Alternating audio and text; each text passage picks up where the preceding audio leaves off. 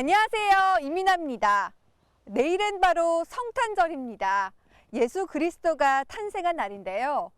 우리 울산은 천주교와 뗄래야 뗄 수 없는 지역입니다. 바로 수많은 천주교인들이 이곳에서 박해받고 순교했기 때문인데요. 내일 성탄절을 맞이해서 근대 문화유산으로 지정된 언양성당을 가보겠습니다. 함께 가보시죠.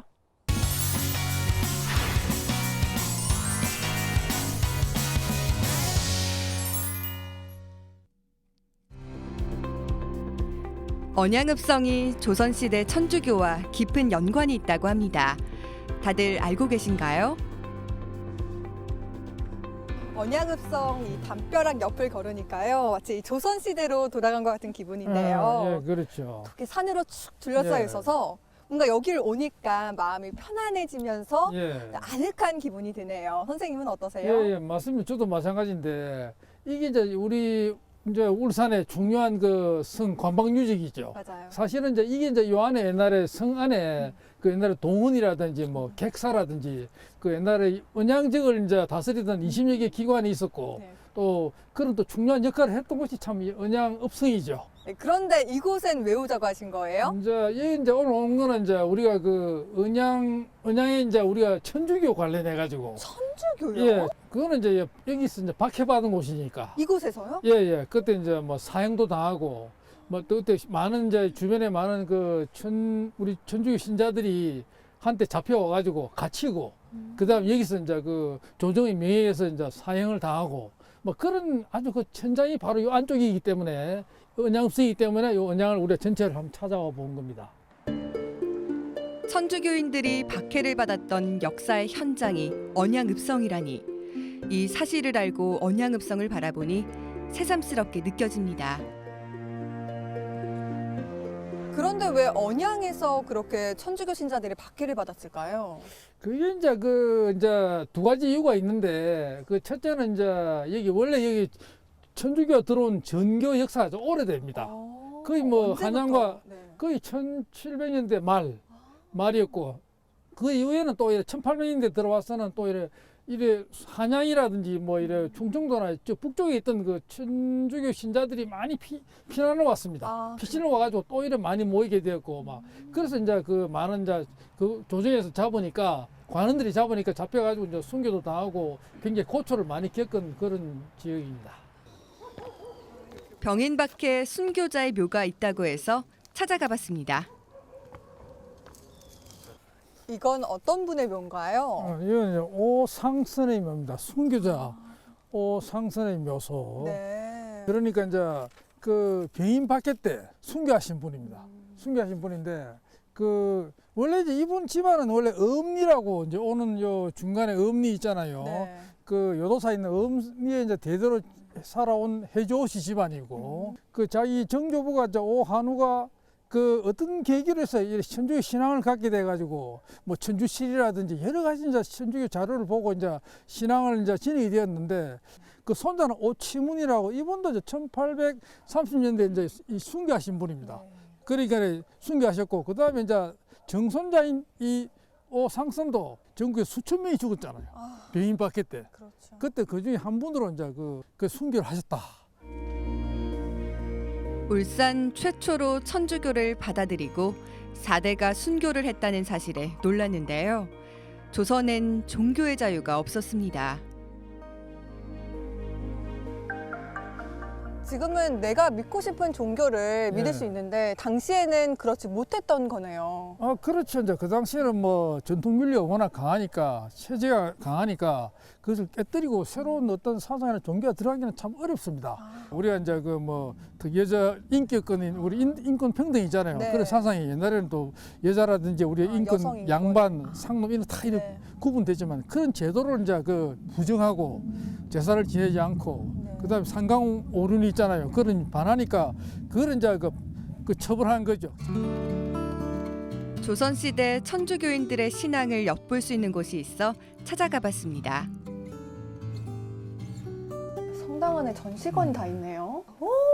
어머, 이거 종이 있어요? 선생님, 종이 왜 예, 필요해요? 옛날에는 이제 뭐 성당에도 종을 쳤어요. 쳐가지고 와, 댕댕. 한눈에 봐도 엄청 오래돼 보여요. 그렇죠. 이게 참 뭐. 와, 근데 십자가도 그 진짜 백년전- 많고요. 예, 그리고 또 보세요. 이건 뭐지? 이게 이제 제대 가리개인데 우리가 이 천주교는 의식을 중요시합니다. 네. 이 신교하고 달라가지고 그 의식을 중요하니까 항상 이런 시설이 이런 여러 가지 도구가 중요합니다. 이게 바로 하나님하고 연결되는 거니까 이런 십자가라든지. 어머, 십자가 좀 보세요. 예. 언양성당 유물 전시관입니다. 이곳에 무려 700여 점이나 보관하고 있는데요. 누구나 관람할 수 있다고 합니다. 네, 신부님, 저희가 이 유물 전시관에 와서 가장 먼저 이제 저희 눈길을 사로잡은 게 바로 이 종인데요. 네. 이 종은 도대체 얼마나 오래된 건가요?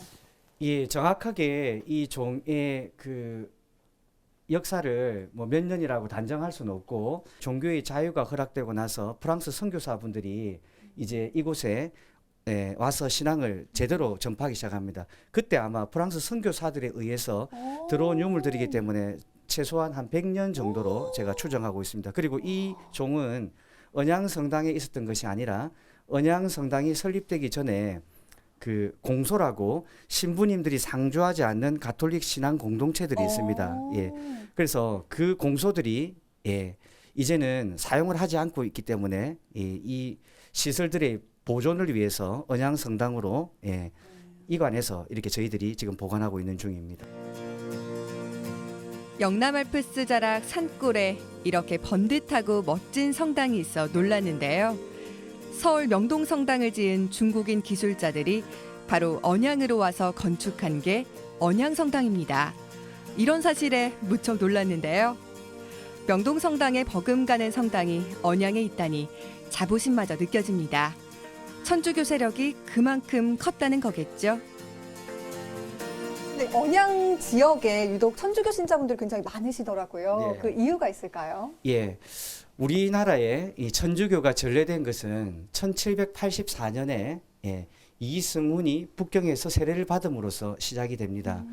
예. 그러면 언양 지역은 그로부터 6년 뒤인 1780년에 언양 지역의 향리였던 오환호와 김교희가 한양에 가서 세례를 받고 내려와서 이곳에 그 천주교 신앙을 전파하면서부터 시작이 됩니다. 그런데 잘 아시다시피 조선 말기 이 천주교라는 이 종교는 종교로서 받아들이는 것이 아니라 실학으로 받아들여졌죠.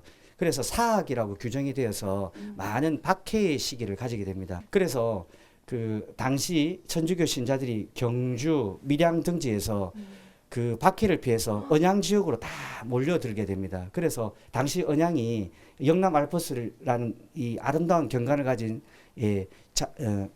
산맥이 있지 않습니까? 네. 그 산 중으로 숨어서 들기 시작하면서 교우촌이 형성이 되었고 그래서 아름아름 천주교가 이곳에 널리 전파되게 되었습니다. 옛날 성당의 모습은 어땠을까요? 우리 전통 한옥을 성당으로 이용하는 모습이 무척 낯설게 느껴지는데요. 1936년에 언양성당이 당당히 들어섰습니다.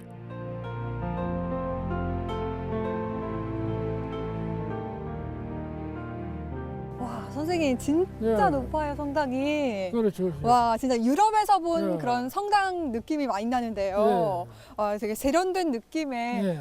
얼마 전에 지었다고 해도 믿겨질 만큼 예. 그런 모던한 느낌입니다. 예. 선생님, 이 성당은 언제 지어졌죠? 1936년입니다.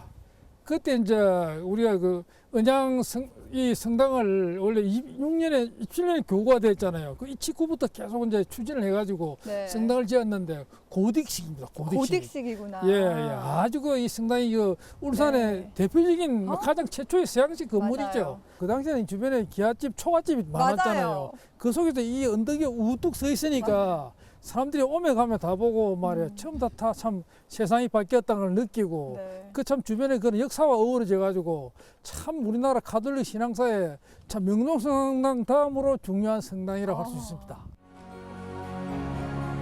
화강석 돌로 만들어진 외부의 딱딱함과 달리 성당 내부는 화사한 파스텔 톤으로 꾸며져 있는데요. 명동성당의 축소판이라고 합니다. 어때요? 멋있지 않나요? 기도하고 싶은 마음이 막 생기진 않나요? 내부를 잠시 둘러봤는데요. 예. 정말 1920, 30년대에 지어졌다고 믿겨지지 않을 만큼 예. 현대적인 감각이 아주 돋보이네요. 예, 그렇습니다. 아주 그 내부 구조가 네. 굉장히 우리한테 압도감을 주고 신비감을 주잖아요. 특히 이제 그 스테인드 글라스가 나는 단색으로 이래 돼 있는 그것도 좀 이래 엄숙한 분위기를 주고 또 여기에서 우리 은양 성당이 배출한 그 성직자마다 100명이 와. 넘으니까 네. 뭐 신부나 우리 수사라든지 뭐 동정녀 뭐 그런 분들이 다 여기서 이렇게 기도했다고 생각하니까 저는 참 마음이 그 아주 엄숙해지고 편안해지는 것 같습니다. 천주교로 인해 언양 지역의 교육과 의료, 문화예술은 성장하고 발전했는데요. 언양 지역의 근대화에 크게 기여했습니다. 그래서 더 의미 있게 다가오는 것 같은데요. 그 역사의 현장을 언양성당이 지키고 있습니다.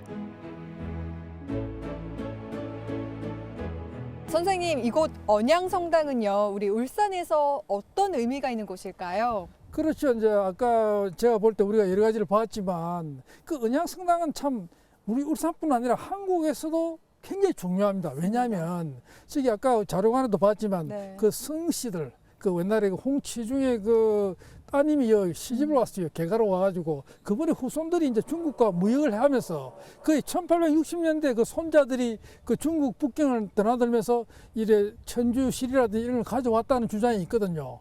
그래서 사실 그게 사실이라 그러면 우리 은양 지역이 우리나라 카톨릭 선주교사에 가장 먼저 그 신앙이 들어온 곳이다. 이렇게 얘기할 수도 있는 겁니다. 뭐 그런 점에서 자관 우리가 참 더욱더 이곳의 역사를 잘 알고 또 우리 깊이 한번 깨쳐보고 또 자주 찾아야 될 곳이라고 생각합니다. 네, 향토사학자 이양훈 선생님과 함께 영남 지역 천주교 출발지인 언양성당을 쭉 돌아봤습니다. 모진 고문과 박해를 받으면서도 끝까지 신앙을 지켜낸 그분들이 참 대단해 보였는데요. 내일 성탄절을 맞이해서 이곳 언양성당을 방문해 보시는 건 어떨까 합니다.